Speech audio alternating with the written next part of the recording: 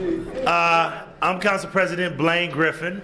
I'm the Council President for the City of Cleveland, and I'm also the Ward 6 Council Person.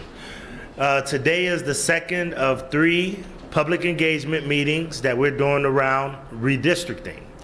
Every 10 years, and you'll get the presentation, Cleveland City Council has to enter into a redistricting process. The redistricting process consists of us looking at the data, looking where there are population laws, and we have to reduce 2 council seats. We have to go from 17 to 15. You'll see in the presentation why. Is based off of a charter amendment that the city citizens of the city of Cleveland voted on. So this is not something that was done in a vacuum or arbitrarily. This is the first time that Cleveland City Council has went out to get public comment and went out to really try to understand from the community what are some of the anomalies, what are some of the things that you consider natural boundaries. Now, I want to say this, and I want to make sure that I say this to every audience that comes into these settings. This is not about council people preserving their seats. These are not our seats. These are the people of the city of Cleveland seats. So what we are trying to do for the first time in council history is really get feedback from all of you, like I said, about anomalies, about what neighborhoods that you believe need to be adjacent to each other, and all of the above. Secondly, what we want to do is, at the end of the day, is really just give you an opportunity to engage with our consultants.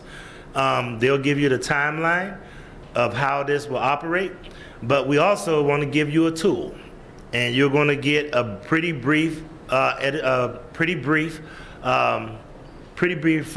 tutorial on how to use Dave's redistricting map. The only thing that I would caution you is we don't get the luxury of just drawing the map for our ward or our neighborhood. We have to draw for the entire city. There are key things we have to keep in place, like some civil rights things to make sure that we have proportional districts that are African American. We have to have some that have Hispanic populations and other things like that. We also need to make sure that we have assets in every single ward. So no ward should just have all of the poverty, no ward should have all of the wealth. So this is really just to hear from you. Once again, I know that people may have concerns about neighborhood issues and concerns. I'm going to bring your councilman up in a second. I know people always tie in a lot of different issues when you come to community engagement sessions. I would just ask everyone to please keep it authentic to the purpose of why we're here today, and that is to look at ward boundaries and determine what our ward boundaries should look like. Now, a couple of things I want you to make sure you remember is that Cleveland's population has declined over the last few years. Back in the day, we had 33 council people when we were a city of almost 1 million people. Then we started shrinking, and we went to approximately 21 council people over time. And then about 2019, it went from 21 to about 17. And now, because population has declined to approximately 372,624 people, we now have to go to 15 council members, okay? So I wanted to give you the purpose of what we're having this for. Once again, former council presidents would get together with consultants or whoever and just draw maps on their own. For the first time, I want you to come in and give us some of the things that you think your neighborhood should look like. Now, ladies and gentlemen, I'll be honest, it's impossible for 372,624 people to all have their recommendations implemented in the map. But already in the meetings that we have had, we've already identified some things that we think we need to address in this process, okay? So before I turn it over to the consultants, I want to bring up the council person for your ward, my good friend Kevin Conwell, to give his input. Thank you very much, CP. Thank you very, very much. Matter of fact, I've been through a lot of redistrictings. Matter of fact, three redistrictings. And I think when it was in 13, I had Little Italy and parts of Glenville. And then I ended up getting your ward over there, the other part of Glenville. I think it was in 2017 or 19, when you cut me up, 17 or 19. And so we need you to put the inputs in and tell the other residents and the other people, my bosses, how this is going to go. Because a lot of times, even when the council members get to another ward, and when you break it up, you get the baton, and then we get blamed for it. So, and it's all about, this came about because of the census. The census dictates this. When people don't fill their census out, and the things that you blame us for, you don't get your hospitals. You don't get your schools. You get less money to your community and to your ward for streets, roads, and bridges. All those kind of things, Tanya, that you guys come to me about. You do your census. You're extremely bright, sister. Yeah, you do your census. But it's important that you count. They're not going to give money out to someone who don't do their census. So it's proportion to how many people are in the ward. And then we break it down. We were at 21, as the council president mentioned when I got into office. Then we dropped down, we lost 2, down to 19. And then we went down to 17, and now we're looking to go down to 15. And if this continues the way it's going, when we do the census the next time, you'll be down to 13. And you need representatives, because the job of a council member is to write policy. That's his real job. And to bring home money for your community. To write policy and to bring home money. That's his main job. But if you don't fill the census out, you're going to get what we got going on right now. You're going to get those kind of things. We got to downsize. And the ward, instead of being like this, what happens, when I first started, my ward was like this. Then it became this way. And now pretty soon it will be big as this whole room. Big as this whole room. Isn't that right, Council Member Eugene Miller? We'll have me going all the way to almost downtown from Glenville. So you got to tell your residents, I mean the people, they got to fill their census out. So we're going to sit back and listen to everybody, because as the council president said, you are our bosses, you're my board of directors, and we have to listen to what you think the neighborhood should be. I got an idea, but we got to listen to the people. Thank you, thank you, thank you, thank you. I just want to make sure that we, I was about to say, I was going to do it if you didn't do it. We always acknowledge elected officials that are here, and I would like if she could stand up, County Councilwoman Yvonne Conwell. I do want to make sure I say one more thing before I turn it over to the consultants. A lot of people said, well, why is everything ramping up? Everything's ramping up now because we're getting to a point where the year is about to close out. Many of us were in hot church basements dealing with a tough summer, so a lot of things are delayed. I have met with the consultants probably about 3 times. Once again, one is to the initial meeting when we chose them. The second was to really do level setting and try to develop a strategy. And then lastly, to do modeling and really try to look at where are we having some gaps and where is the population loss and other things. I've really tried hard to let the council consultants really deal a lot with this, but once again, I can't underscore this enough. These are not our seats. This is not me drawing a map the way that I want to. This is me trying to make sure that we have natural boundaries, other areas, and once again, we want to hear from you about anomalies, what parts of the neighborhood you think make sense to be together, and other ideas that you have to have a good, well-functioning ward, okay? Keep in mind also CDCs and all of those other things are critical when you're thinking through drawing these maps. Unfortunately, for the ward that I represent, I have 6 to 8 CDCs CDCs, where other wards only have 1 or 2 CDCs.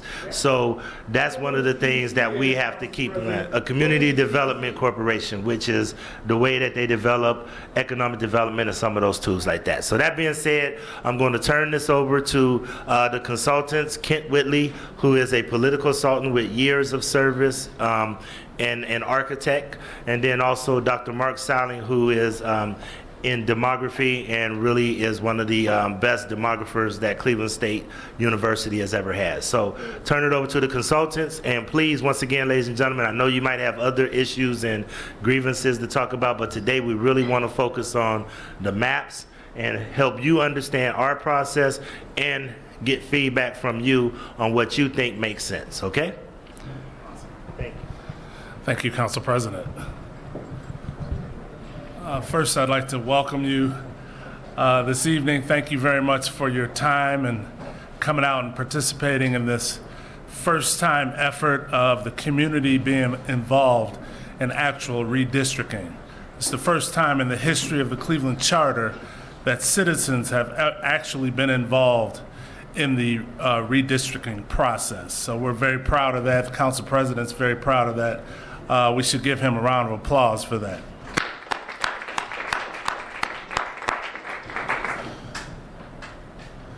I was going to say hello to Yvonne. Are there any other elected officials, Eugene Miller, former councilman, any other elected officials in the room?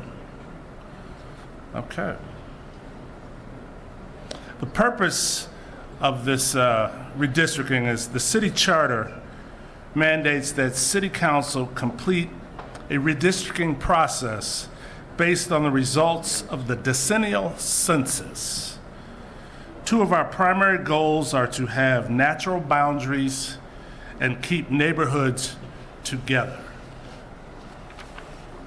The consultant team consists of Mr. Bob Dykes, Dr. Mark Sowling, and myself, Kent Whitley.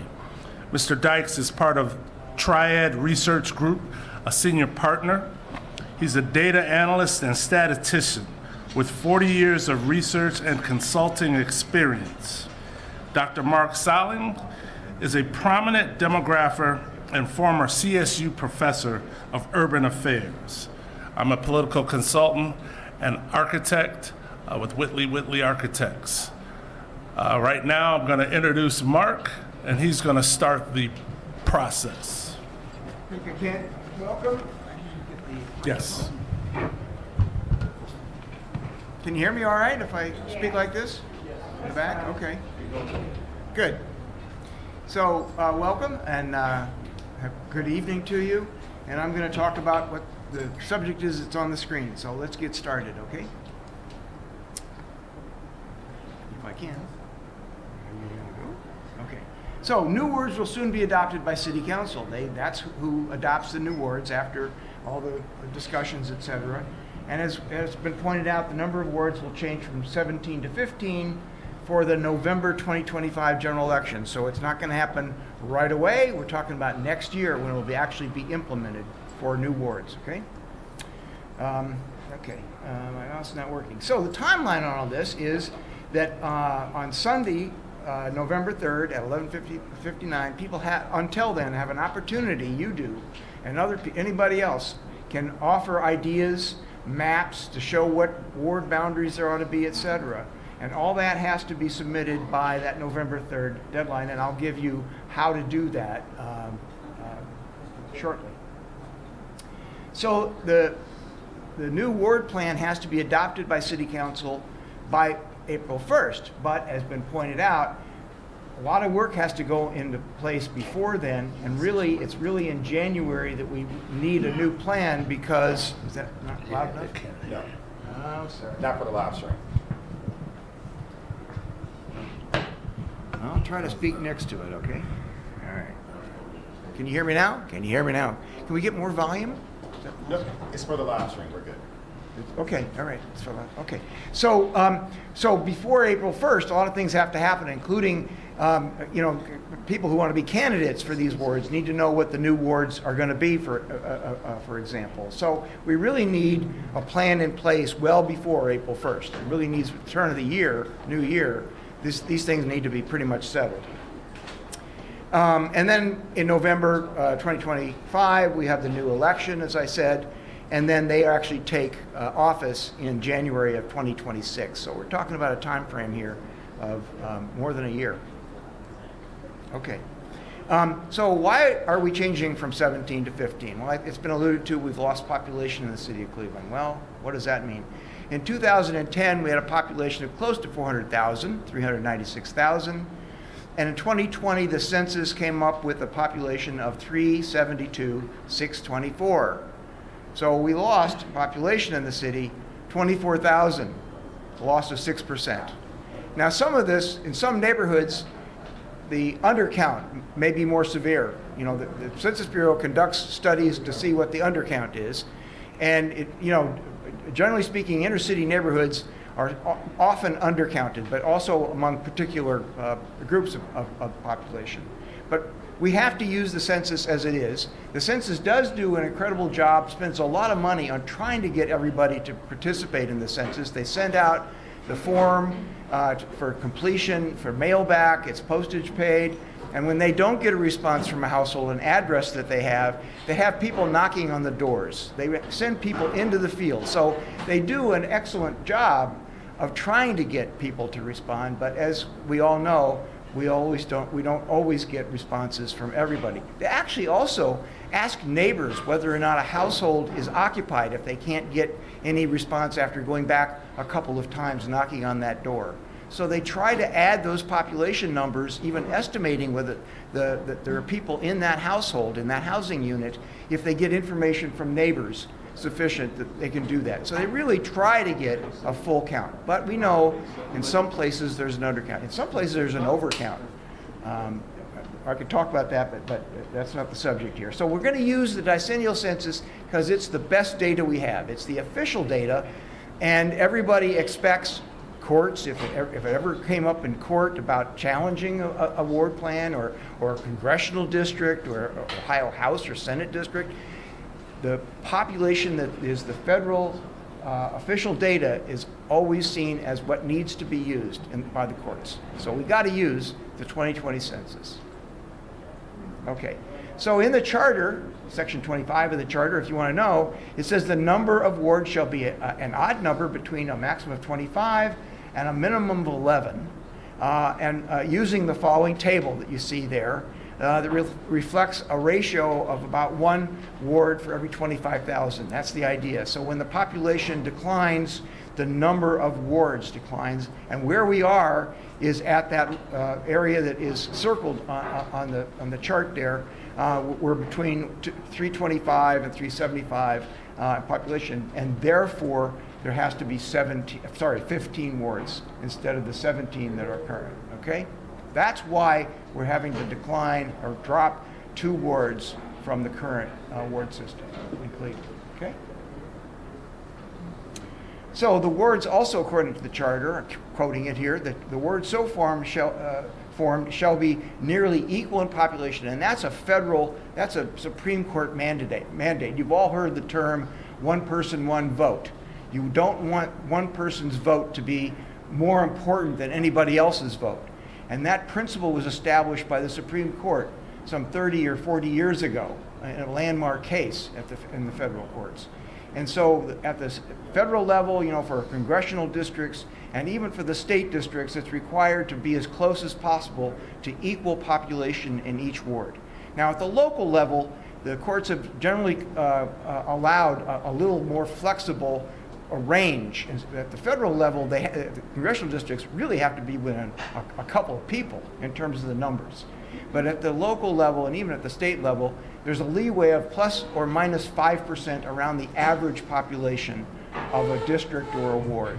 So that's what we're looking at. So it's composed of contiguous, meaning you can't have pieces of a ward over here, another piece of that same ward over here. It has to be all one piece, a word together. And compact is also a goal. It's not absolutely necessary, but the more compact districts are, people will see that there's not a lot of moving a boundary way out here to grab a certain neighborhood or population. to include in this ward that's way over here. So the idea is that if it's compact, you know that that kind of monkey business is probably not going on. So the compactness is an indication of whether or not there's this thing called gerrymandering going on. So, and they have to be bounded by natural boundaries, maybe rivers or railroad lines, even though that's not natural, but also street lines, and I'm going to talk about that. So here's the population equality, one person, one vote principle, and that for local districts like wards, we're talking about plus or minus 5% of the average ward population. But there are other considerations. The spatial contiguity, no separate pieces that I mentioned before. Compactness is another consideration, of course. Communities of interest, so where we can find neighborhoods that are cohesive and ought to have a representative in the council, then we should try to attain wards that are built on these neighborhoods. But everybody's idea of what a neighborhood is different from somebody else's idea of what the neighborhood is. So that's sort of a fuzzy idea, but to some extent there is some agreement among most people about what the neighborhoods are in Cleveland, and we should try to recognize that and use those when we come up with these boundaries, okay? And then there's the Voting Rights Act, which is a federal mandate that you can't come up with districts or wards that preclude the ability of a minority population, African Americans, Hispanics, or others, from the ability for them to elect somebody of their choice. If you're found doing that, the Justice Department will come and get you, basically. So that the Voting Rights Act says you're not allowed to do that, to limit the ability of minorities, racial and ethnic minorities, to not elect somebody of their choice, okay? When it's possible, if there's enough of that population. So that's another consideration. So when we have 17 wards with the 2020 census, we have an average population of almost 22,000, and the high and low numbers would be that 23,000 down to 20,000. But when we have 15, oh, by the way, and so here's a table of the current 17 wards and their current populations according to the 2020 census. And over here on the right, you can see in reds and blues whether or not that current ward is over or under the threshold of plus or minus 5% of the average. And you can see a lot of them are on the underside of the population needed to be a ward, okay? And then there are a few that are also over. So the idea is, how do we balance that and put it together in 15 wards? So the 15 wards, the average population of 15 wards, given the city's population, is 24,842.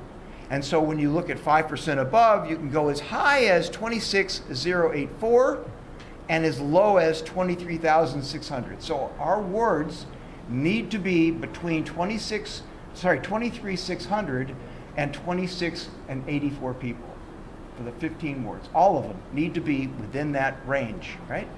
Okay. So let's look at some population and data. I love looking at population and data. I'm a demographer, an urban geographer, so this is what I do all the day. Okay, so here are the current wards, 17 wards in the city. And if we look at census blocks are the smallest unit of geography for which the Census Bureau produces population data, population by race, for example. So what are census blocks? Let's talk about, and there are 6,200 of them in the city of Cleveland, 6,256 of these census blocks. They're units of geography. What do they look like? Well, we look at streets on the city of Cleveland. This is on the east side somewhere, and then you can see the labels. I'm not sure you can read them back there, but I hope you get the idea that's a city street network, right? Well, the blocks are these, which are built from the streets, and also some railroad lines, maybe some water, some rivers or something like that. But blocks are built from streets primarily. So the streets that are around from, this street that goes east-west, and there's another street down here in the south that goes east-west, and there's a north-south running street over here on the right, and there's another north-south street running this way.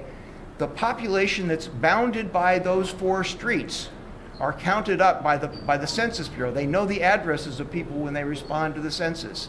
And they add up all the population numbers in that census block. So we get the census block numbers that way. So, so here are the population numbers. You probably can't see them back there, but the blue numbers there represent the population that the Census Bureau found in those census blocks. So here we have a block that's between East 89th Street and East 90th Street, and on the south, unfortunately, it didn't print the label of this street. I'm not sure what it is. Up here we have Cedar.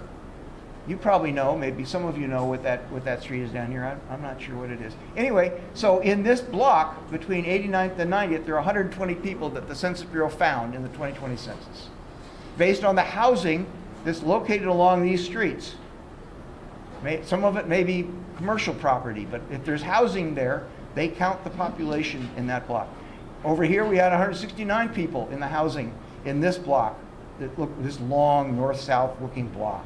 So these are all the population numbers, and when we do redistricting, we use that block population to add up to that total population of roughly 24,000 people per ward. We just add up all the blocks that are contiguous all together and make a ward. That's how it's done, basically. Okay. So that's some of the data and the maps. Now, you'll have an opportunity. That's all right.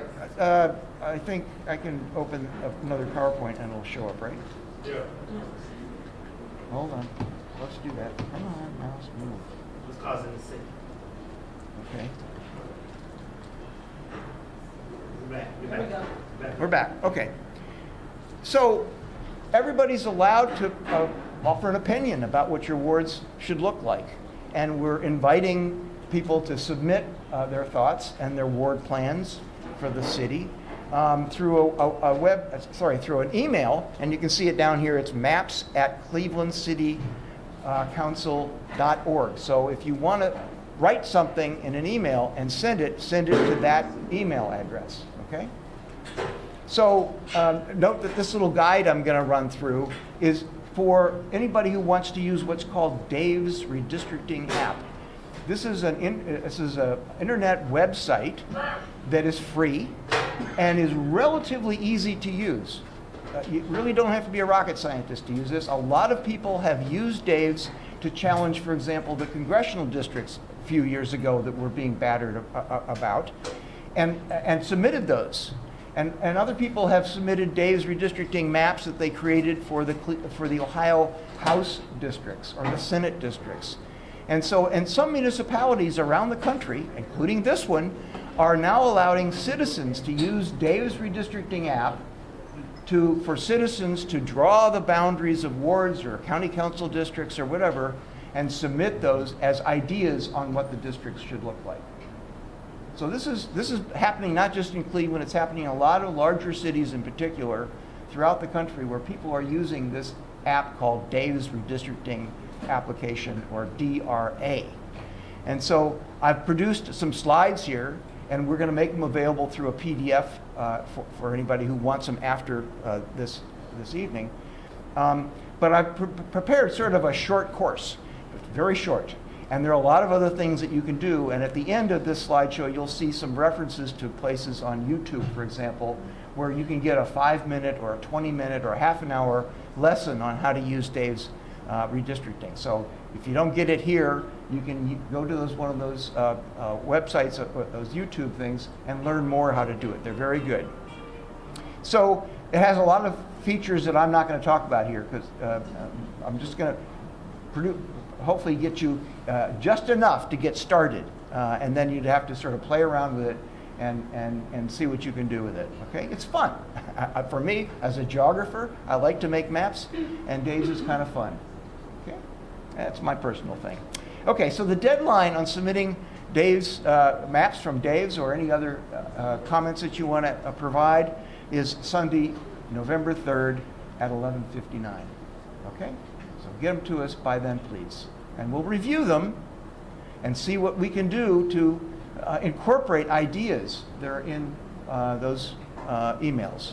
And in the email, you can copy the link from Dave's. If you're using Dave's, you copy the web link, and then you can paste it into your email And when you send that to us, we can then go to your Dave's application where you've created a map in Dave's and look at what you've created.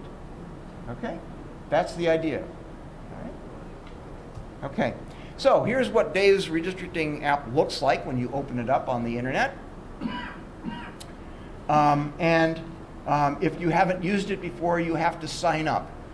It's, as far as I can tell, it's confidential. Again, there's no cost. A lot of people are using it, etc. So that's where you log in up there. You probably can't read it back there, but again, you'll get a handout, not a handout tonight, but you can get to it later. Either log in if you already have an account. Now, if you've established an account and want to leave and go and have breakfast or dinner or go to bed at night and come back the next day and work again, starting again with that map you were working on, you may not be finished. All you have to do is go back in and log in. Okay? And in fact, if it knows your email address, it'll automatically log you in. It's not hard. Okay.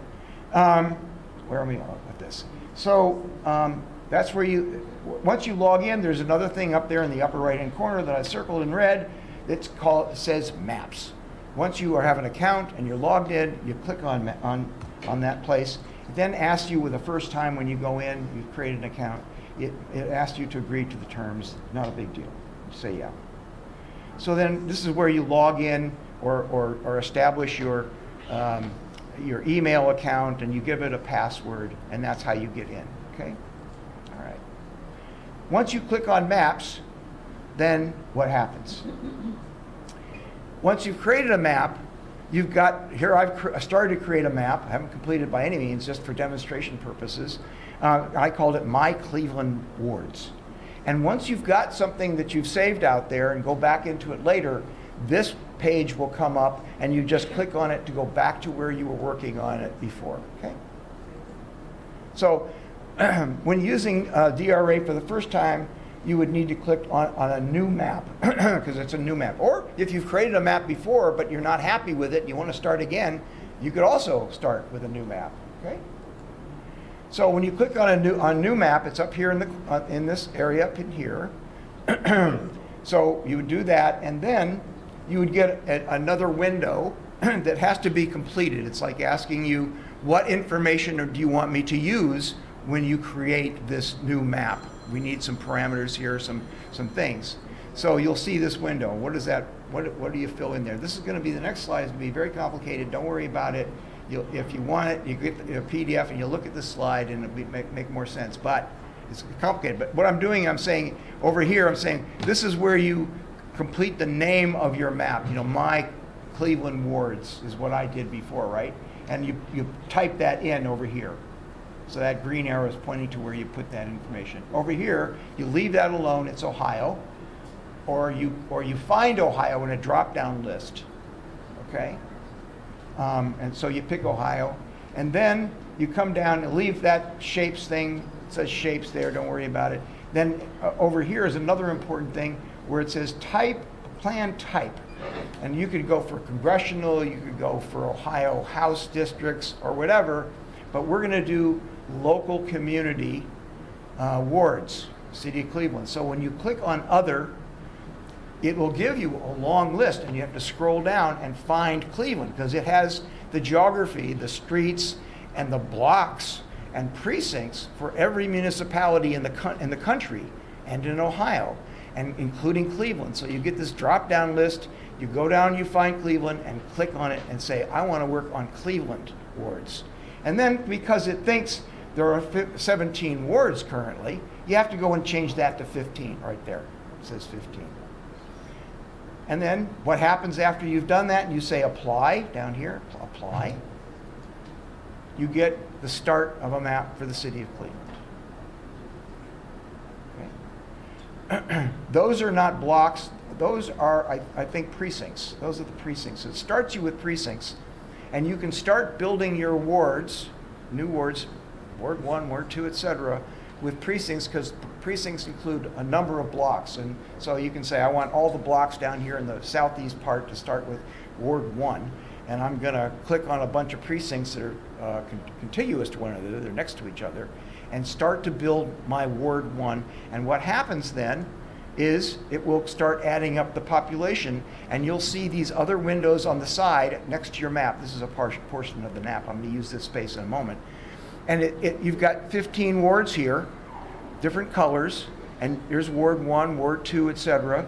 And you're trying to fill up the population data for each of these wards. So before you start doing that, though, if you want to see the streets, so you go down here to say what it says overlays, and you make sure you check certain things, like under map, there's an opportunity to select streets. You probably can't see that, but take my word for it. If you click on the overlays thing and the maps, you'll see something that says streets. And you make sure that you've selected streets because you want to know where you are when you're working in the city, right? Otherwise you won't know. You'll just see a bunch of blocks or precincts. Okay. All right. So once you've done that, then you can start creating a ward. And again, this is what the page looks like. So you've got all your 15 wards over here. So far there's been no population added to any of the wards. There's some population data. Once you start adding data, you'll get some demographic data, some racial data, for example. How many African Americans are there? How many Asians are there? Et cetera. And there's also information over here, because when you are hovering your cursor over an area, you'll see that the numbers change, because it's trying to tell you how many people are in the areas that your cursor is over at that moment. Okay. Oh, thank you. Okay. So the goal is to assign precincts or blocks and their populations to the 15 wards such that all the wards are within that 5% average of the ward population of almost 25,000. Thus between 23,600 and 26,084, right? A quick question maybe? Let's not go off on too many questions at the moment, but yeah. I'm just trying to make sure I'm following you. Yeah. Because all of the census blocks are contiguous. Are we to try to create a ward that is within a particular census block or not? Just the opposite. Your blocks are the building blocks of larger wards. So within a ward, there's going to be a whole bunch of blocks and precincts, for that matter, right? So you're going to pick precincts maybe to start, and it's going to color them. You'll see the colors down there. Yeah. And you'll say, okay, I've got those precincts, but you know what? I don't want this block that's part of this precinct, so you can erase it. There's a thing called the eraser here. Okay. If you pick that eraser and click on a block, it'll take it out of what you're building as a ward. Okay? Thank you. Did I answer your question? Yes, you did. Thank you. Okay. So you can pick either precincts by clicking up here on precinct, or going over here to the block and clicking on block, and then you're adding or subtracting blocks instead of precincts. So my recommendation is start with maybe Ward 1 in the southeast corner, or maybe up in the northwest, start northeast, or one corner or other of the city is where you should start. Not maybe in the middle, because everything has to go out to the ends, right? And if you run out of population, you won't have enough at the corners or at the ends of the city. Start in a corner and start building towards the middle from maybe all corners of the city until you get to the middle. And then you may have to swap some population from one ward to another to get to that population range that you need to get to. Okay? So the population range got to be between 25,000 people or? Between 23,600 right here and 26,084. Again, if you want, you can get the slides in a as PowerPoint, not a PowerPoint, a PDF. You get a PDF, and you'll have all this information in front for you. Okay. So, We're going to have time for questions as soon as we finish. okay. Yeah, Okay. yeah, it's a good idea. Okay. So first you pick the precinct or the block that you're going to start, adding to your wards. And then this happens to be Ward 1 that I picked. So I started with Ward 1 right here. I clicked on it, and it puts number 1 up here. And now I know I'm adding or subtracting from Ward 1. When the precincts or blocks are assigned in the district selector, which is right here, the populations start adding up. And then the specific precinct or block population data are shown in the precinct block details thing over here, so you can see the population that's going on as you hover over an area on the map. These numbers will start changing as you hover over, so you can look for larger blocks, populated or smaller populated blocks. Okay, So the word population changes as you add either precincts or blocks, and there's something called a deviation where, don't worry about it, but I probably shouldn't put that in there even. So starting with the precincts is faster, like I said, but once you have added some precincts, maybe you want to add or subtract some blocks to get to the numbers you want and to the geography that you want, the area that you want, right? Okay, so the paintbrush is how you do that. So this, on the top of the screen, there's some things here. This helps you move around the hand. You can move the map around if you click the hand and then, doing that sort of thing. And then, but if you want to start clicking on blocks or precincts to add them to your ward that you're constructing, then you start by clicking that. If you want to erase a block or a precinct, then you click that first and then click on that precinct or that block, and it'll take it out of that ward. Okay? It's pretty easy. Once you get started, you sort of learn, okay, now I see what I'm doing. Okay? All right. So you zoom into the area you want to work in. Again, I picked the southeast corner to start with in the city of Cleveland, and I was working with some working on blocks.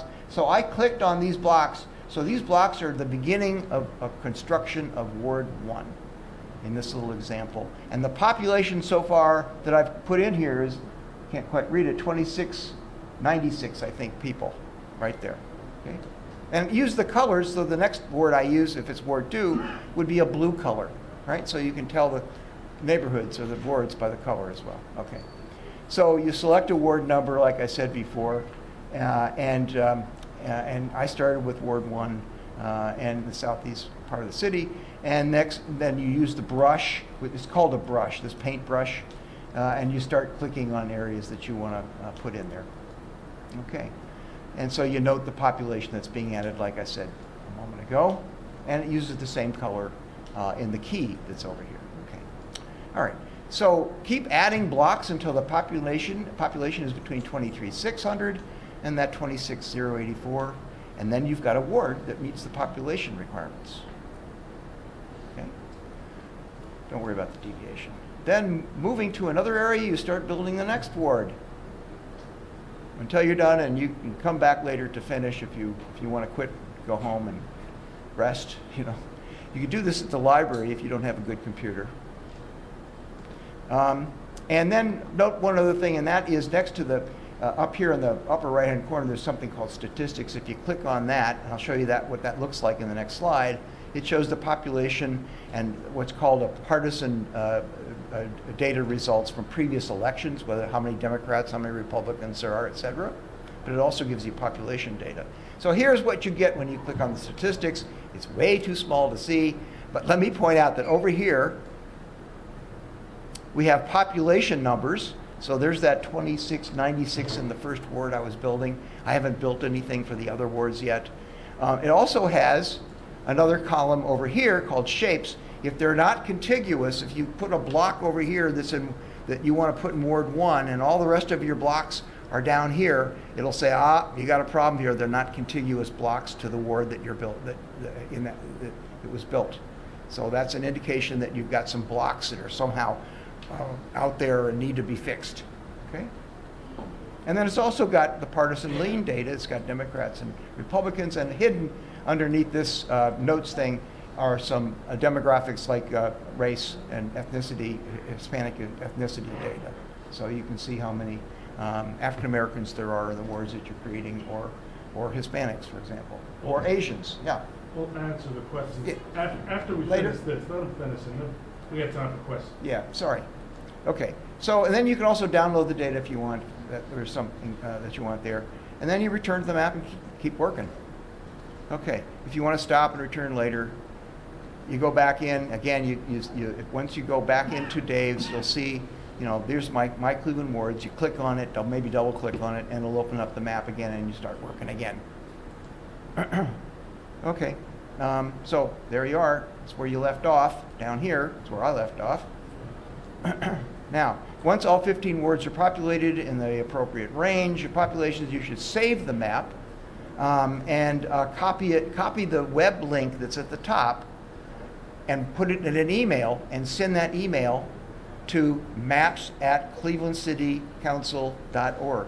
And we'll look at it and evaluate it and decide how much of it might be useful to us when we come up with a plan. Okay? No guarantee that what you're going to produce is what we're going to adopt, but we hope to get good ideas from people, right? Okay. Make sure you've done the following. That's too small printing, I'm sorry, but you've completed a plan for the entire city. If you only create a plan for one ward, it's going to change inevitably because you know, other people are going to submit ideas, and the population numbers are going to have to be adjusted to come up with a complete 15-ward plan for the city. So try to complete a complete plan for the city, please. So maps in DRA should be locked so that nobody can mess with them. So when you send them to us, we can't change them and say, well, that's not what you said. Your map shows something else. Lock it by clicking on this little thing up here. It looks like a lock. Okay? That way we can't change it. We can only look at it, evaluate it, maybe use it. Okay. So population must be between, accepted between the plus or minus. I've said this probably 4 or 5 times at least. It has to be in that range. Make sure that they are. Consider racial and Hispanic populations. The Federal Voting Rights Act of 1964 requires that where possible, minority populations have the ability to elect representatives of their choice. In Cleveland, there are significant numbers of African Americans and Hispanic Latinos, as you know, that should have the chance to elect representatives. Other racial or ethnic minorities also are out there, and those significantly smaller number in the city should not be ignored. So you can look at that statistics page and see maybe how many Asians there are. There's Asian Town we know in Cleveland. Maybe that population should be considered as together as part of a ward. And so we ask you not to ignore them. Look at that data. Okay. All right. The plan's web link should be sent to the following address. So when you copy that link for your Dave's redistricting plans, send it, or any other comments that you have about this process, send it to maps@clevelandcitycouncil.org. And the deadline is, again, Sunday, November 3rd, 11:59. And then we'll start looking. I'll start looking at anything that comes in before then, but we'll start seeing what we've got. I think that's it. No, okay, one more slide, sorry. So there are these tutorials that I mentioned that, if you don't want to rely on what I've tried to describe tonight, or you forget things, or you're confused, there are these really nice YouTube videos that are really excellent to use. Some of them are very short, some of them are a little longer. I do that. Okay. Now I'm done.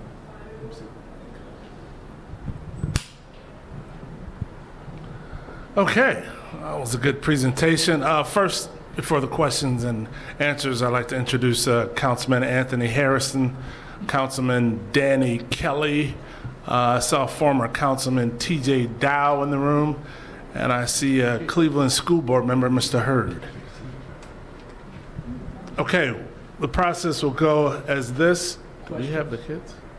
Okay, the process will go, you ask your questions, you come up, you give your name and first and last name and present your question and concern. Come on up. Yes, ma'am. Everybody come up, use the mic. Recording, streaming live on.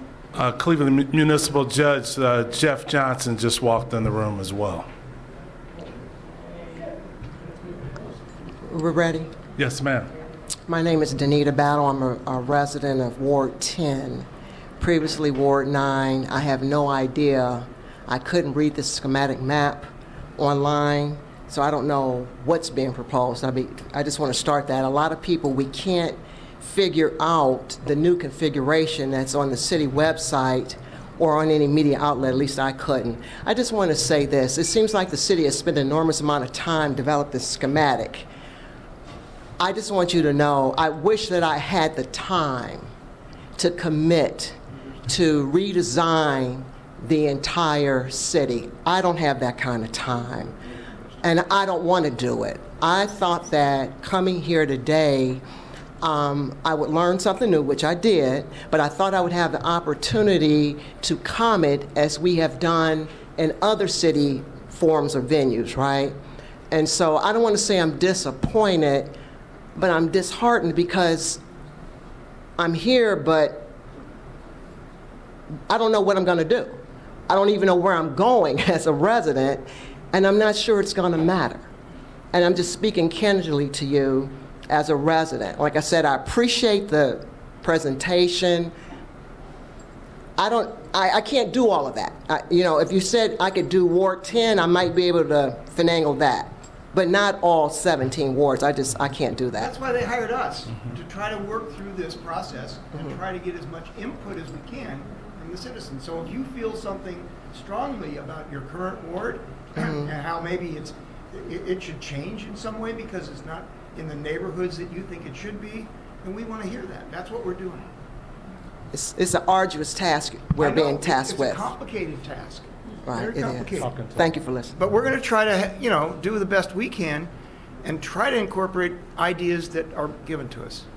Thank And you. we've also talked to all the council people about their ideas as well. Okay, thanks. Thank you very much. Can you step to the mic, please? I just want to add to Danita's point, because Ms. Battle lives, behind her is a railroad track, right? And then there's Bracknell. So for the residents that are impacted with boundaries outside of Cleveland, that might present an issue too. So maybe you want to speak to that. Hello, my name is Monique Jones. I have a question and a comment. I was looking at the map last night. This right here where you have the blue numbers, that's the number of people that's in a block, right? That's right. Okay, so when I was looking up my community, I'm not even in this count. My children are not in this count, and I understand, like we was talking about in 2020, we had the census didn't come out to everybody. We had the digital divide that prevented us from getting on the internet in Glenville. Everybody know that what happened then, and then also to the pandemic. So we really couldn't get out, and you really didn't hear about the census in my community. So what I'm saying is, so when we begin to count people and create wards, it's going to be more people in the wards than actually are counted. Because I actually went out into the community, rode up and down streets with the Dave app to see who's in it and who's not in it. And I'm riding up and down whole streets, and this whole people missing. Like this one right here, for example, got whole blocks with 0 in it. I mean, real big blocks with 0.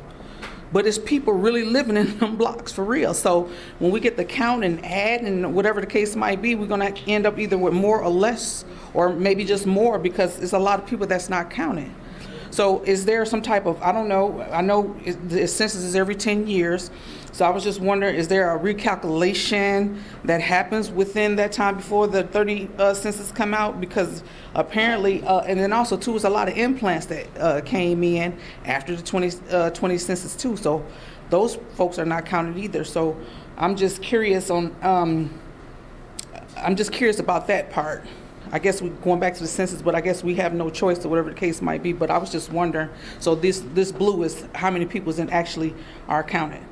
And we're supposed to add those people up that's counted, despite there's more people in the community. That's correct. That's true. That is correct. That's And why there it's very well is an undercount, I'm sure. in the Yeah. city of Cleveland. definitely. Yeah. We can all, believe that. It's very important. That's why we have to fill out the census. Very important. Yeah, well, we didn't have an opportunity to do that. And okay, so my second question is, I noticed that the majority of the loss was on the east side. Majority of the loss, and then it's overpopulated on the west side. So that means when we're sitting here trying to cut these maps up, and because I'm trying to create 1, 2, so I'm trying to create the maps, and then I see that you're saying you have to add all these different factors in there, like you can't make this area poverty and this area that, and that's another thing. We lost a lot in our community. We lost a lot of stores. We live in a food desert, so there's not a lot there. So I don't know how we're going to do that, and especially the surrounding wards that surround our ward lost also. So it's going to be one big area that's been disinvested in because everything has left. And then I don't know how this is going to happen, but again, I know we can't cut up the west side, but I don't know how this is going to be possible. You got a big pile of poverty on the east side. So, all right, well, that's all I had to say. Thank you very much, ma'am.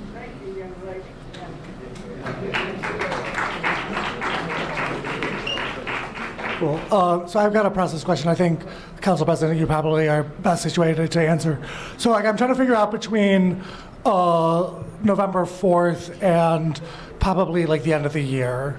that it seems like that's the goal, is to get something done hopefully by the end of the year so people can start pulling petitions. So legally, we have until April 2025. However, I would like to get this done sooner because I want to give everybody a fair opportunity to run for these seats. And once again, we don't own these seats. I just want to make sure that we get a process where everybody feels they have a fair shot to pull petitions and run for whatever seat. Sure. Yeah, so I'm trying to figure out, like, with your stated intention of trying to do it sooner than April, it seems like probably the end of the year is something that we can, like, kind of, that's what I'm figuring. I would like to have it done by the end of the year. So there's the 11/4 council meeting, 11/11, 11/18, 11/25, and 12/2 scheduled before the end of the year. I'm assuming there's nothing going to be happening on 11/4. Will the public get a chance to compare what gets submitted by November 3rd at 11:59 p.m. against what ultimately council votes on? We're not rushing on 11/4 p.m. That's the time that people have an opportunity to give feedback. If we have to do this and it takes until January, it'll take till January. We're going to do it until we get it right, and we're going to do it and we're going to take our time. 17 members will have an opportunity to vote on this when the maps are done, and that's when they will be absolutely public, because that's by law, we have to make all those public. We also have to take in consideration the Board of Elections has to draw the precincts, and our surveyor for city planning has to draw the maps.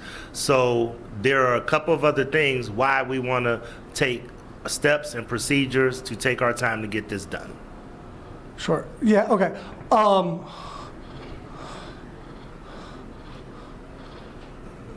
So I guess basically my question is, we're submitting maps until 11/3. That collection of maps, will the public get a chance to look at those maps again in comparison to the draft map that Cleveland City Council will vote on? When we start debating the maps, when they become public and there's actually legislation put forth, that's when we'll have the public debates. And that'll get 3 hearings? And they'll have all of those things to have input and to make sure that we do all of those things. That legislation will get 3 hearings? We'll talk to the law department. To be honest with you, it depends on what the vote is. Last time, there were 4 people, and actually those 4 people are in the room today that didn't vote on it. And if I'm not mistaken, it did have, it didn't go straight to the floor. It did have 3, or what did it have? Straight to the floor.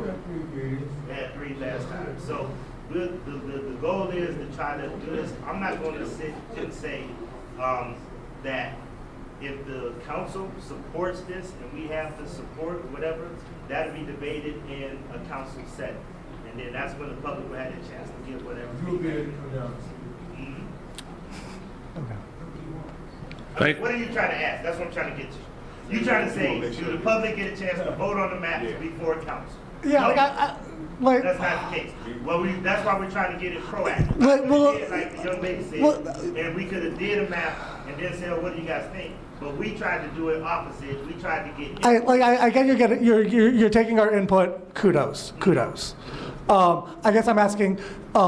You use the words interchangeably. I kind of think about them differently. Feedback. We can't really give feedback yet because we're not comparing our input to anything. And so I'm hoping for an opportunity for feedback. I would like to be able. Whatever draft map that you come out with, I would like to be able to critique it. Say, I think this is wrong.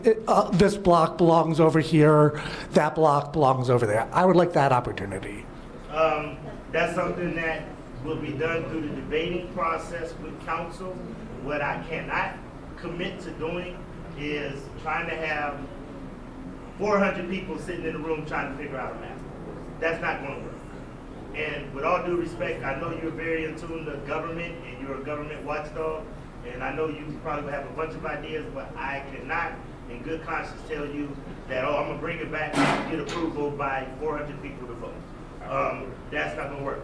Once we get ideas, once we get something that is a draft proposal, then it will come to council, and council will deliberate over these maps. They will be public, like everything else we do when we introduce legislation, and that's when you guys will get a chance to say, hey, I like it, I don't like it, I recommend and think that you guys should do something different, and that's when we'll have a chance to deliver. Okay. Thank you. Thank you. Elva Brodnick, I live in Ward 8, and I have a couple of issues with this. First of all, if we're going to work on the whole city, I don't know anything about Ward 12. So if I'm going to arbitrarily start putting population blocks together, I don't know anything about Ward 12. I don't know what's important to the people that live in 12 as to where streets, what am I dividing by streets and that. To me, this is, I'll play with the website and see where I get, but that, to me, it's based like somebody trying to plan Collinwood. If they don't know anything about our neighborhood, how can they presume to tell us where to divide ourselves? Can I just make an example of what somebody gave last night? Okay. Somebody last night said, Council President, the Scorpion's Tail is a horrible idea. They said, this is the Scorpion's Tail on the west side.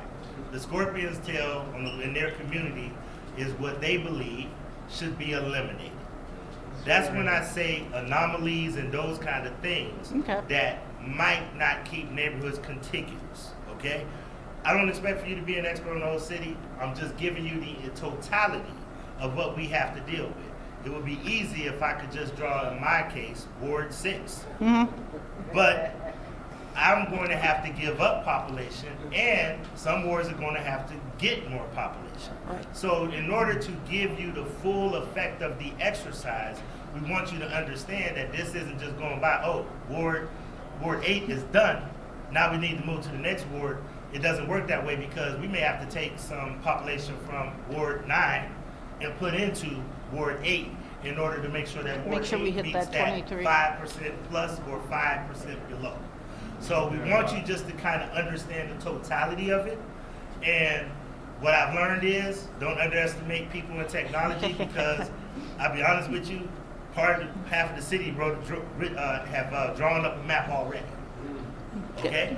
And to the gentleman's point, that's what we want to look at. When we get these maps on November the 3rd, then we're going to task the consultants to say, okay, let's look at the different versions. I call it modeling.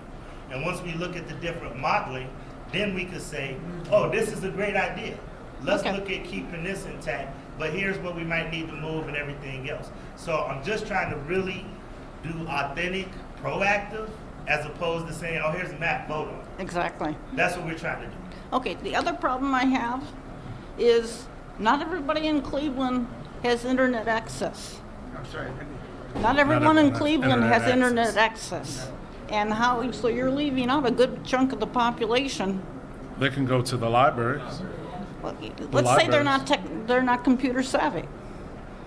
Yeah, not everybody's going to be able to do this. We understand that. Some But people how does somebody that doesn't have email?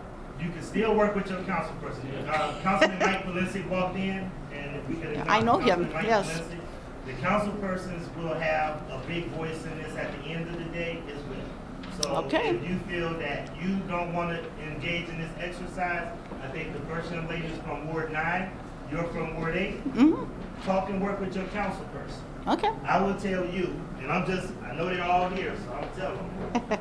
All of the council people in this section of the city voted against the map last time. And I think you can wonder why. Exactly. So that's my point. And what I'm trying to do is put the genie back in the bottle, because now that we have population loss and other dynamics that took place, we now got to move and do this again. So your council people, and fortunately, I want to say fortunately, I get along with the other 16 council people. So we actually work together, even the ones that, we have debates, disagreements. So the point is, every council person will also have an opportunity to weigh in. That's why I wanted to get the public. Then we're going to have a mock-up after we see all the different versions. Then council's going to have to get in the room and go at it. And I'm going to tell you, it's an arduous process former Councilman Jeff Johnson is here, Polisic and Conwell, they would tell you past council presidents just drew the map and just sprung it on everybody. Yeah. And then That's what happened last time. are upset. So I'm trying to do something different. There is no perfect process, no perfect person, no perfect map. Exactly. So I don't want to make it seem like this is we're learning as we go. And I think last night people made some excellent recommendations, and that's what I want you guys to do. If this doesn't make sense as is and those kind of things, that's what we want you to do. Okay, very good. Thank you, sir. So I'm going to add something else on top of Council President's point. My name is Daryl Torbert. I'm the Chief of Strategy for Cleveland City Council. So you gave a lot of information there. I'm just going to bottle it up really quickly and succinctly for you. All the information that Council President Griffin just mentioned, the information the consultants are collecting, and the maps that you all are sharing are going to be available on City Council's website. There is a link, clevelandcitycouncil.org/redistricting. You'll see videos, you'll see PDFs, you'll see maps, you'll see everything that was discussed and presented here in person and at the other 2 sessions. So you'll have an opportunity to view everything there, offer feedback, weigh in there, send other criticisms, comments, feedbacks to maps@clevelandcitycouncil.org, and that will be available to the public. So I wanted to just add that for you, sir. Hi, everybody. My name is Shereen Nasser, Ward 15. I have a comment and a question. I just really quickly want to say that I really respect how difficult this process is, but it's also quite patronizing to hear we're just going to gather this in the beginning and then we're not going to collect feedback afterwards. The same process that's used to collect ideas proactively is the same process that can be used to collect feedback on the back end as well. So I just want to mention that. But I also want to say I know the city is working hard to ensure that diverse voices are represented in this redistricting process. Arab, Middle Eastern, North African voices were not collected in the previous census. I'm wondering what the city is doing to ensure that they're part of this process, considering they won't be counted until the next census. That's a fair question, and I'm going to ask the consultants, we probably need to get some more information on that, because that's a very valid question, and I know that the population in Ward 15 and Ward 11 has a large Arab American population. There is a way to look at the census to capture that, but I'll be honest with you, I don't know what legal authority or legal input we have. That's a good, yes, I can add, it's a good point. So there is sample data collected by the Census Bureau and reported, not by block, but for these larger, what they call block groups, and it's a sample. They a small percentage of the population gets a survey. So, but we can count the number from that, an estimate at least, of the number of new people and their ethnicity and where they're from, et cetera. So we can look at that data. It's a good point. Sorry, go ahead. Are you done? Yeah.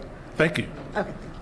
And can I just respond to what you said, input? I think Mr. Torbert just gave you to tell you we're going to have an open portal. Has anybody in here ever seen redistricting where you got a chance to look at an open portal and see this stuff like that? So, like I said, it's not perfect, but we're trying to be open. Okay? Thank you. Yes, sir. Hi, my name's Ed McDonald. I'm an abandoned house activist in Slavic Village. That's where I mainly operate.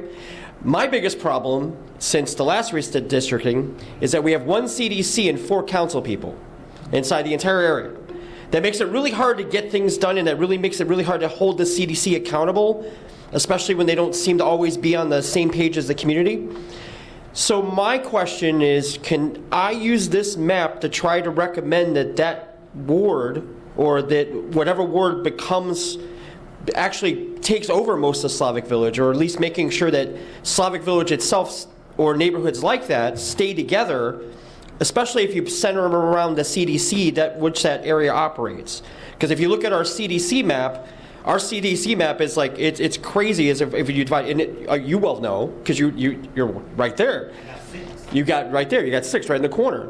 So it just seems like that, like last time, it just kind of got split up, and it would just be great if I can use this tool to kind of recommend that I don't even care what ward it's in. I don't care if you move 12 all the way west.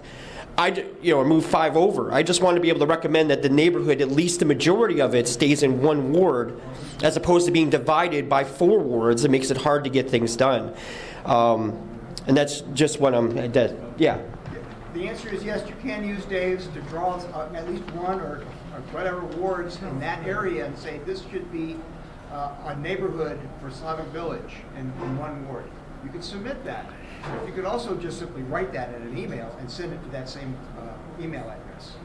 So I could use that email address to send, Yeah. okay. Okay, cool. And that's a good point. I have 6. Yeah, I know. 6 CDCs. I know all well. So I go from Little Italy to Slavic Village. And your point is well taken. One of the things that a lot of the council people said is they want us to consider CDCs when we're doing this process because of exactly what you just said. And that's the kind of feedback that we want as they're deliberating. But the only challenge with that is sometimes the population decrease makes it impossible to make all of the CDC, make it contiguous. Most of the West Side wards have one CDC. Most of the East Side wards have multiple CDCs with the exception of the Southeast Side because of the population. Well, to be fair, most of the West Side doesn't need a CDC. The East Side really is the one that needs the CDCs, but I mean, we've seen more population drop than anything on the other side. And if we're not holding these CDCs accountable, nothing is going to get developed. And that's, okay, thank you. Thank you. Councilwoman Gray just walked in. Yes, sir. My name is Hawatha Powell. I live in Ward 7. I just wanted to make a comment because I know today one of the things that y'all have mentioned was I know we put a lot of things on the census, but the real reason why the population is declining is because people is moving out of Cleveland. And they're moving out of Cleveland because the crime is high. They're moving out of Cleveland because the neighborhoods look rough and there's a lot of abandoned houses in the neighborhood. And so what you are seeing is a problem that haven't been addressed 10 years ago, and it's getting worse. And so you see segments of the city that are improvement, which is the West Side. And now what you're going to do when you say you got to break that number down to 26,000, when you have people who have moved all over here on the West Side, you see all the development, how are you going to tell them people that we're going to now put you in over here after you'd have moved in and settled into the area, now we're going to redistrict and give you a different district. So I just wanted to say that it's going to be a very tough task because, as you can see, that it looks as if, from looking at the map, there's one other question I wanted to answer. You guys are the consultant, is that correct? How much did the city pay you guys to come in I'm going somewhere, but what was the cost that they paid for you guys to come in to redraw this map? Can y'all state what that cost was? I don't want to state It's that. public record. It's going to be public record. It is public record. You can look it up. Yeah, just state it. We want to know. We want to know. It's how much? It's a large sum. Okay. What is council people? Do you know how much you got paid? It's $5.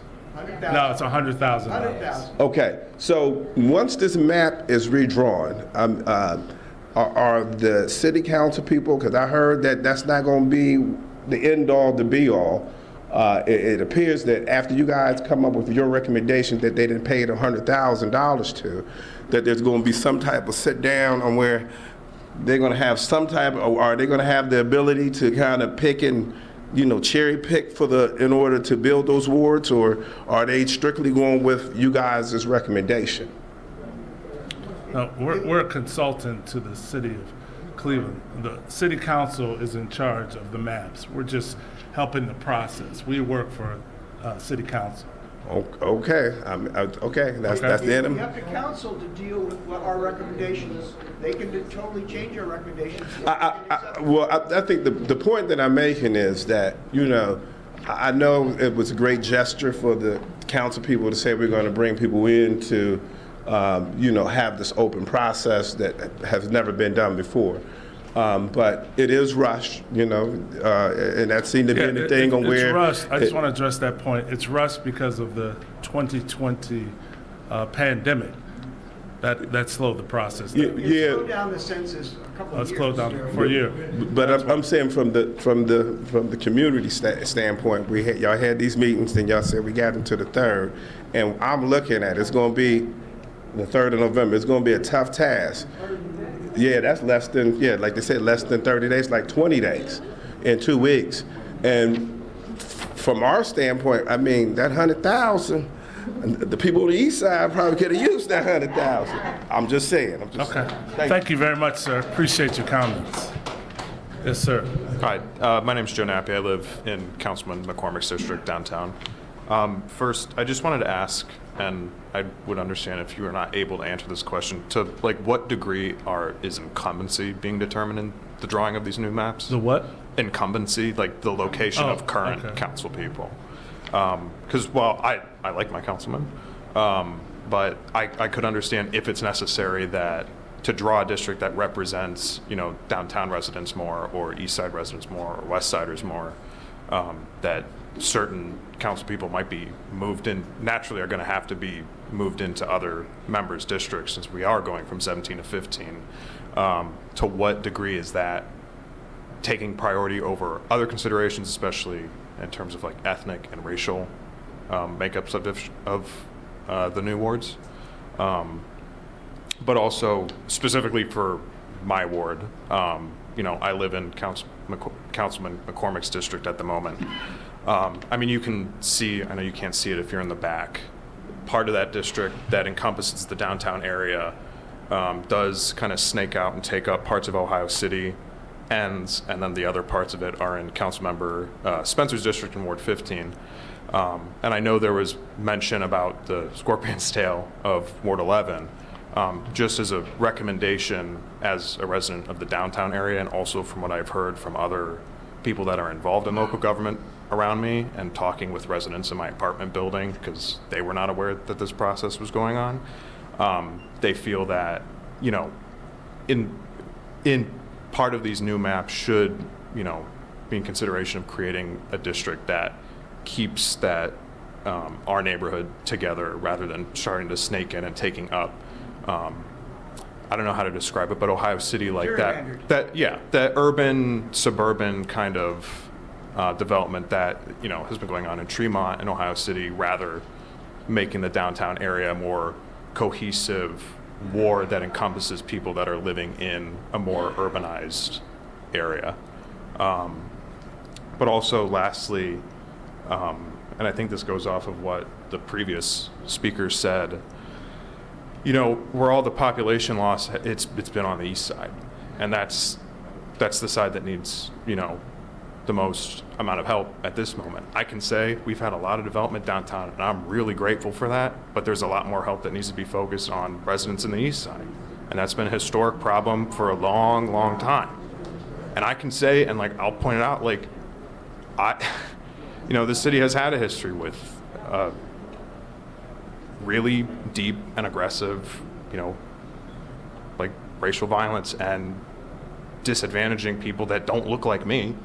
I can say that, if it comes down to it, I don't want to see wards on the east side being axed because they've lost more people. That's not any of their own fault that people are moving out of Cleveland. That's a city problem. But, in what scenario, it just seems like a very impossible thing to reconcile where, sure, the west side is growing or at least more stagnant in population loss than the east side. Meanwhile, the east side has lost so many people, and taking away their representation is just going to continue that process. So, but that's all I have. Thank you very much. Thank you. Yes, sir. Good evening. My name's Tanmay Shah, and I'm a resident of Ward 16. I just have 3 quick questions.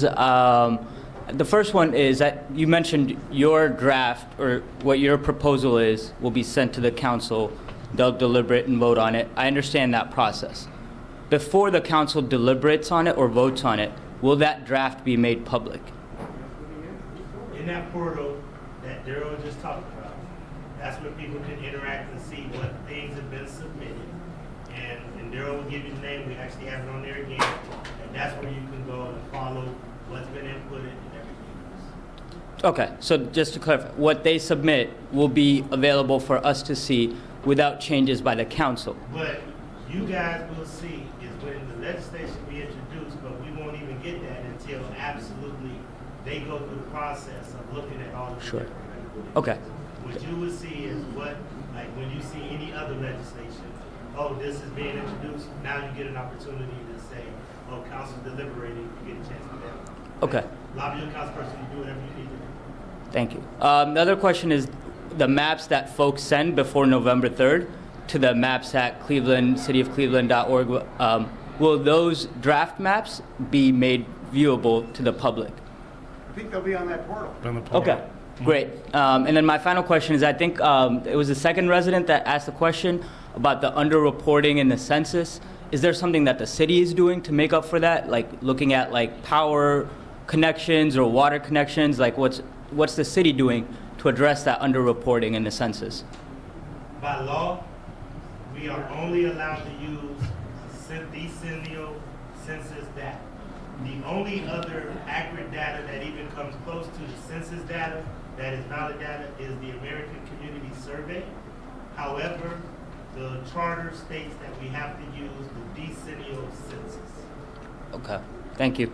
The ACS can be used to look at some more recent population, for example, so it's more current than the 2020 census, and it has some other demographic data that the 2020 census does not have, but it doesn't go down to the block. It can't be used for actually redistricting, you know, on the building block side of things, but you can look at sort of distributions in the city that you're interested in. Okay, thank you.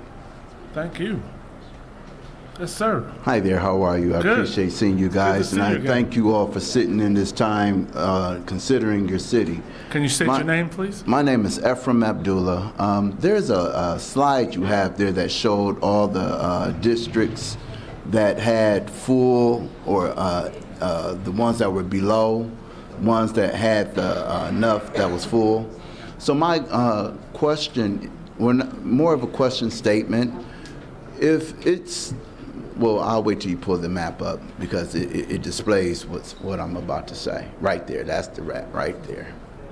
So would it, it's the next one. No, wait a minute. Yep, that one. All right, so it looks like most of the districts that are under are on the east side, and most of the ones that are over on the west side. So my comment would be directly to President Council and the rest of the council on the east side. This is a great meeting. I think this is a great opportunity for us to actually fix the population that's going on in the city. Is there a way possible? That we can leverage the use of our elected officials, because we have people on the ground. We just opened up a new CDC, and there are people on the ground to help repair where the underserved population haven't been served. We've been calling, we reach out. What we're looking for is that kind of support that can help us connect to our youth and have them. We have youth organizations here today, right now, working on this as we're actively moving. The one sister who got up and said that she felt disheartened, we don't want our people to feel disheartened. This is Cleveland. We want to step our city up. We want to grow our populations. We want to get rid of this crime. And these are parts of what helps build these maps and make things what they are. So is there a way that we can work together directly with our elected officials and leverage the use of education at this point, because this is an educational moment. And I believe that we can reach out and have people who can't do this work, because a lot of people don't do apps. But is there a way that we can communicate and reach out and inform this, help inform the city that's moving with us, the youth and everything, to help become a part of the process and a part of the rehabilitation from the well, you see who's been overfed. It says those on the map, it said they've been overfed. So they already have units. We are building our units, and we need that support from our elected officials to know that we're on the grounds with you. We elected you because we believe in you. So let's work together, and let's use the consulting crew that we got, and let's make this a teachable moment and grow Cleveland back. I think we can do this. You always are open to work with anybody. I will tell you that, as I told the crowd yesterday, there was a report that came out a few years ago that says that the job growth is on the east side, but the housing growth and opportunities is on the west side. So when you see us trying to build and do things on 105th, 93rd, all of these different areas, that's what we're trying to do, is build the housing supply to match the job growth that's taking place. However, What you're talking about is different than this process. This process is about how do we draw the maps and all of those things. As I told you and Minister yesterday, my door is always open. We can always have those conversations. All my colleagues are always willing to have those conversations. There is no shortage of ideas. There is no shortage of ideas. There's always a shortage of resources and a shortage of people willing to put in the work to do all the things you're doing. I happen to know the work that you're doing. I know you and the minister, and all you guys do a lot of good work out here. That's just a matter of us doing that, getting together. But these maps are different than that conversation. All right? But we are open to work with you guys. All right, thank you. Thank you, sir. All right, I'm just going to jump on. In the interest of time, we're going to wrap up with these last two residents with their questions, and then we're going to turn it back over to the consultants. However, I do have to, I'm sorry? Please let the councilor, Mike Lessick and Anthony just say hello. Okay. And in addition to that, the manager of the rec center has invited everyone in the room to come over to the gym to see the Glenville youth performers do a presentation for us that he says will take no more than 5 minutes or so. So if you want to go to the gym right around the corner afterward, they're welcoming you all over there. Hi, my name is Deidre Pearson. I'm short. Okay, can you all hear me now? All right, my name is Deidre Pearson. I'm from Ward 4. I've been in Ward 4 for over 20-some years. I'm a homeowner there. And I have seen much decline in my neighborhood with housing, population, businesses and so forth. So I want to know, what is the city going to do after they do this redistricting? What is going to happen to trying to bring population back and businesses back, particularly to the Mount Pleasant area? It used to be a beautiful area, but all I see now is decline, vacant lots, no businesses. You got Family Dollars over there that look like crap. That need to be taken care of and addressed. And just because we live in areas like that, that does not mean that our area have to look in that condition. It really pisses me off when I go in these Family Dollars. It's crap everywhere. When you come down Kinsman, you see a lot of trash and so forth. I don't like that, okay? I have even considered moving from the east side to the west side. I'm now considering just moving to Columbus because of the decline. I'm wondering about the property values of my house when this redistricting happening. I need to know how that's going to affect me as a homeowner. When you redistrict, does our property values go down? Are you going to put any resources back over there? I love my house. I love my house. I really wish I could just pick it up and move it somewhere else. That's what I really wish. You know, I've done a lot of stuff in the Mount Pleasant area. I did concerned citizens. I have started street clubs over there. I have worked with nonprofits throughout the community, and I'm just frustrated and disgusted. As far as this redistricting, I'm glad that we have this meeting because it's a learning thing for me to see how things work with our city. But I also feel that this meeting that you're holding, I think it should have been put out to us earlier to give us time to do these maps, because everybody is not savvy with this, not even me. I know I'm going to have my son help me try to do some of this, but I'm going to be part of this process. The other thing I want to know about when we do these maps, if I can't do all 17 wards, does that mean that you're not going to look at what I submit? We'll look at them for sure. We would just like to, our goal is to look at all 15, but whatever you submit, we're going to look at it for sure. So everything is still going to be looked at whether you do that or not? Correct. Okay, and would you all explain to us, like, why is there such decline on the east side? Why nothing is put more in place to bring population back and businesses? That's what I want to know. Blaine. Let Blaine address that. I'll be honest with you, ma'am. I'll talk to you right after this meeting. That's a longer conversation, and you do have the councilman's input. I talked with my councilman. Me and her communicate. So we are working on doing something. Thank you, ma'am. Appreciate it. Yes, sir. This is the final question. Then Councilman Harris Ray and Mr. Jeffrey Goodwin. I'm just curious. You did the last map, right? Not me, no. Who? I think Triad, the organization that's been hired, They did worked the- on last one. They did the last one. And Bob Dykes, who was involved in that, was ill and couldn't be here last night or tonight, and he's hoping to make it That gets tomorrow. tomorrow. Yeah, because trust me, I've been living in Cleveland for 67 Thank you years. very much. Thank you. I done seen poverty. I was there on Huff before, during, and after the riots. Moved over here during the St. Clair uprising. I know more about the history of St. Clair than the council people themselves. My whole thing is, everything on the east side has been impoverished so long. Everything I look up under there is under. We always under. We don't never get nothing brung to increase, to build, to bring new business. None of that. And I see it every day because I'm out in the street every day as a gang specialist. And I don't see no changes.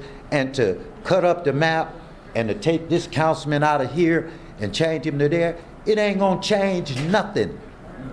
All it's gonna do is increase the population that's still in poverty. I don't care if you bring them to 100,000. We still in poverty. I'm passionate about it because I'm tired of it. I am tired of it. Coming up here watching devastating neighborhoods, all these empty lots, and all we do is gotta chase these thugs through these empty lots. They got maps better than we do about escape routes. That's bad for the police and us. And you talking about cutting up the map. We just cutting up and add more poverty to whatever it is. Ain't nothing gonna change. And submitting anything ain't gonna do anything, because all we doing is splitting up the poverty amongst the east side, alleviating the councilman, and the west side strong. Downtown strong. But look at us. Look at us. I'm sick and tired. That ain't a comment. That's a statement. Thank you very much. I'm going to do some household items before I invite Councilman Harris up to speak. We will have this final meeting tomorrow at Estabrook Rec Center, 4125 Fulton Road, between 5:30 and 7 o'clock. Estabrook Rec Center, 4125 Fulton Road, between 5:30 and 7 o'clock p.m. Councilman Harris? Councilman Polinsik? Great, Deborah Gray. Oh, definitely. Councilman Deborah?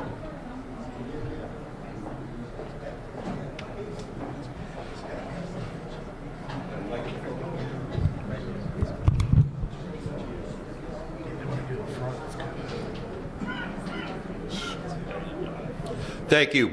I had a prior engagement, so I came in when most of the discussion had been over. But let me just say this. This will be my fourth redistricting. That's 40 years. This will be my fourth time. And you've heard me say before, and I'm going to say it again, everybody wants to go to heaven, but nobody wants to die. Everybody wants to go to heaven, but nobody wants to die. There's no easy fix here.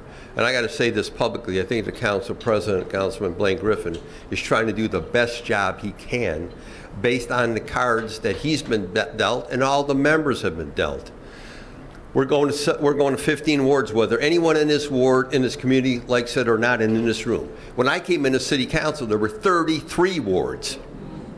33 wards. And continued population loss, and then this crazy process they put in together, which we had to deal with, and now we're going to the 15. And so it's going to be tough. So you got 34 statistical planning areas. There's been things that have changed. You've had major roads put in, like Opportunity Corridor. You've had other things changed geographically across the city. So as you draw these neighborhoods and you draw these wards, and as the council president indicated, there were 4 of us that voted against the last redistricting. Councilman Conwell, Councilman Johnson, Joe Sepperman, and myself. And why did we vote against it? Because what they were doing, they were fracturing the east side. Now let's not play no games here. They were fracturing the east side, and what they proposed and what they were saying publicly, they were trying to save one council person. That was a smokescreen. That was a smokescreen. This was voter suppression on the east side. You look at what they did, the way they drew these wards. You draw Ward 10 from East 200th Street to 40th, 7.5 miles long. You took Ward 11, which was my number, and moved it to the west side to confuse people in Glenville that were Ward 8. That was all deliberate. That was done by the previous council leadership to fracture the east side, and you know what? It worked. Because look at the voting on the east side. It declined substantially for that. So now we have an opportunity to try to clean up this mess. Is it going to be easy? No. There's going to be some tough decisions. There are going to be some people who are not going to like the maps at the end of the day. That's the reality that we're confronted with. Glenville has lost 22% of its population. 22%. And I was born right over here, 120th, 427, 120th. It's my old neighborhood, right between, second house up from Oakview. I see what's happened to the east side of the city. My grandparents lived on 47th, my great-grandparents. I'm an east sider. I've never lived anyplace else other than the east side. So I saw what's happened. I saw how the factories all pulled out of here, the jobs. I saw how they closed one school after another, which drove families out, repeatedly drove families out. And then they stripped the schools that we had left. They stripped programs out of the schools, all the vocational and technical programs. So, I go back to what my dear late sister and friend Fanny would say so often when I'd sit in her living room on Star Avenue. She always believed there was a plan to empty out whole sections of the east side. And we would sit there and go back. And you know what? Fanny might have been right. Because you look what's happened. But today, under this council leadership, they're trying. I can tell you this. Because if he didn't, I'd be on him like white on rice. I'm going to tell you that right now. Because I am beyond diplomacy. I'm on political correctness. Anyone knows me, that's gone with me. Okay? Because there ain't nothing they're going to do to me, okay, at this point, okay? So I'm going to do what's right for the neighborhood. I've had one discussion with the team where they showed me some rough maps. Very rough. And most of my colleagues. My whole thing is about protecting neighborhoods. It isn't about me politically or any of my other colleagues. We got to protect neighborhoods. And we got to draw wards that make sense. The wards that we have on the east side right now, for the most part, do not make sense. But that was willful. That was done deliberately. And so we've got to do what we have to do to make those corrections. I'm committed to work with my colleagues. At the end of the day, I might not like the final lines.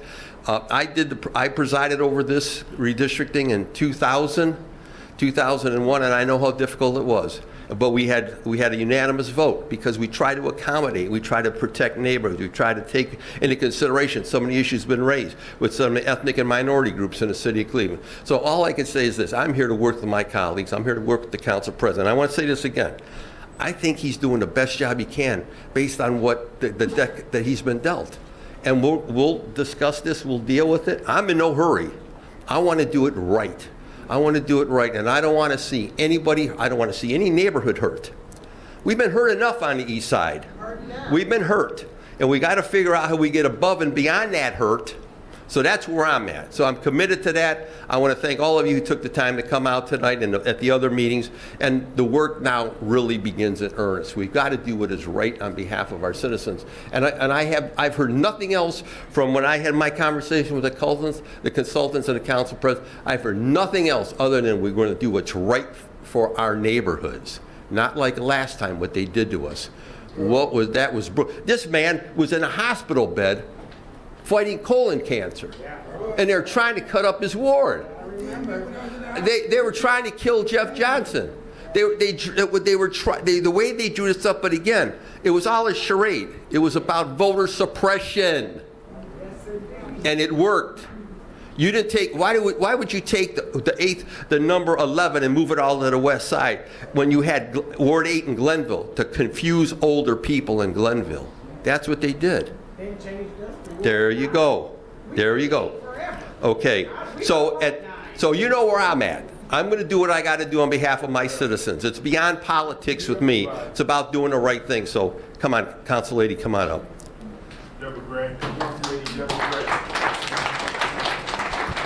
Hello, everybody. Just to say, the fight is vital. When I came into this, situation, Ward 4 already knew the fight was vital. We already knew that because we already knew what had already happened to Ward 4. We all lived it, but we are survivors. So this is not our first, this is my actually first, redistricting in this seat. But however, we went through this 20 years ago, when Ward 3 was taken. So we do have an understanding of of this situation. However, we need to work together in our ward to fight for it. Now, I don't know what actually going to happen. I can't predict that. But however, we just have to continue to fight for our ward in order to stand strong, because we already know what had happened, and we're moving forward to do everything we possibly can in Ward 4. I know earlier Ms. Pearson had made some statements about development, businesses, lots. That came in the sense of us, of the ward being not taken care of. And in the midst of that, we lost a lot of, demographic of people moving out of Ward 4. We don't know why. But the development is not something to say how that's going to happen. We just have to understand how we're going to do it and who we want to move into our wards for development. That makes a difference. But we all have to work together. We all have to work together in Ward 4 to fight it and to keep it. I'm not the only one at the table. I'm not the only one at the table. You guys have the chance to speak up and speak out. We only have a few people here in this meeting from Ward 4. But the opportunity is still to be at the table, have a voice to say how we're going to do this and how we're going to get it right. But the fight is vital when we came into this situation. So I'm learning, I'm understanding, and I'm praying and hoping that we succeed to keep Ward 4. Thank you. Thank you, Councilman Anthony Harris. Thank you. I'll be brief because my wife has texted me. Are you? Make sure you got to get our son. So I have to get out here to pick my son up from practice. But listen, I just want to say thank you all for coming here tonight to share your input, share your thoughts, your concerns, and just kind of hear what's going on. As Council Polizek indicated, Council President Blaine Griffin is doing a great job. Okay, a great job with the cards that he's been dealt. No other council has come out into neighborhoods like this during this process. Nobody. No matter if we believe we are not going to yield the results that we believe we want to see or have in our neighborhoods. No matter if we don't think it's going to change anything. But this is a step in the right direction to hear your voices, to get your thoughts and your concerns. We have to start somewhere, right? And the process is not going to be perfect. Not everyone is going to be happy, even the council members, trust me. Not everybody is going to be happy. But this is a start of a process that we are hoping that will gather input and thoughts from you as residents as we continue along in this process. They are right. We're going to do, well, not us, but the council president and the team is going to do the best that they can to keep neighborhoods together. But as you see the numbers, it is going to be hard. It is going to be tough to try to keep neighborhoods whole, because while you think you got it, you're too far above that 5% threshold, right? You can't have a ward with 10,000 people here and 35,000 people in one ward. You can't have 28,000 here or 22,000 in another ward, right? So just think about the complexities, the difficulties that is to try to get these wards and get these boundaries together. So, you know, that is, it's going to be difficult. It is not an easy task by no means. So please, you know, just stay involved. You know, if you have an opportunity to just your ward, you don't have to try to develop maps all across the city of Cleveland. You can just focus on your ward and your neighborhood and maybe your surrounding areas. If you have the time and opportunity, I encourage you to do so. Submit those to us so that way we can see, or at least the leadership and the consultants can see your thoughts, your ideas that can help the council and guide us during that process, right? It is easy, I got you. It is easy to put blame on those who you see the most or who is closest to you, right? And so we recognize that, right? That we get the blame for everything that happens in the city of Cleveland. We understand that. We understand because we're the ones who are having the regular community meetings. We're the ones who are attending the block clubs or attending the street parties and other things. So we get it. However, there is two sides of Cleveland City Hall. There's a legislative side and there's an executive side. Everybody has their role, right? As much as we would like to pass roles off to other individuals because that's who we can point to, that's who we can touch, it don't work like that. Everybody has a role.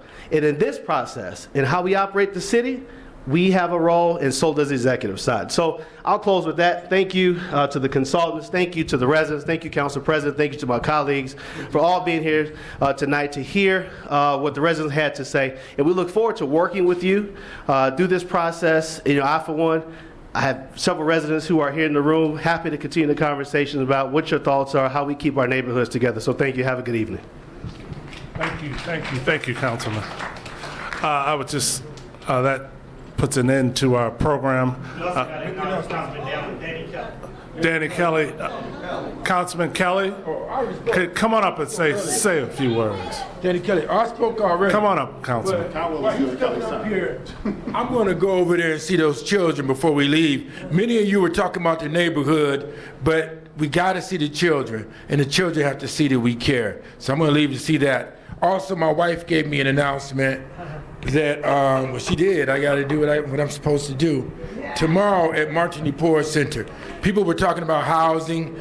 They're there to work on how to rehab people houses. That's at Martin DePore Center, located at 1262 East 123rd Street. 1262 East 123rd Street in Superior, right over there. That's tomorrow from 10 a.m. to 2 p.m. Thank you very much. And Danny, I'll yield to you again. There we are. Thank you, brother. Tell the boss I said hi. All right. Say hello. Hi, Danny Kelly. Thank you, folks. I'm that dreaded Ward 11 on the west side now. Sorry about that, but I was at the meeting last night. The west side meeting will be tomorrow night. But I appreciate everybody who's been here listening and whatnot. I've been doing the same.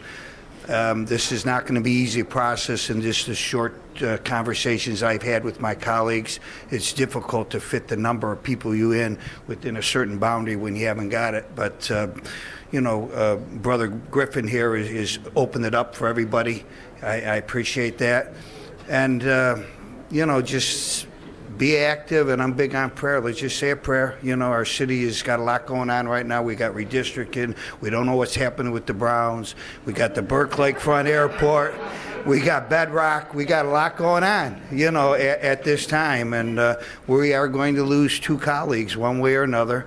And hopefully the man upstairs has a plan for that. Or I got two feminist daughters who say the woman upstairs that I'm not looking to find out anytime soon. But I thank you very much. Right, Angels keep. Thank you. We'd like to thank you all for coming out and spending your precious time with us.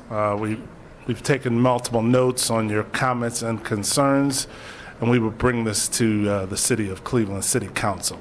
Thank you very much, and have a great evening. Thank you. Go see the babies in the gym, right around the corner. You just said work, right? You go see these babies. Okay, I'll go check the babies out.